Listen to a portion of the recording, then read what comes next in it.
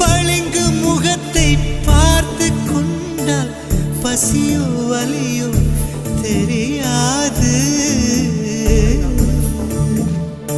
உன்னை மட்டும் சுமந்து நடந்தால் உயரும் தூரம் தெரியாது.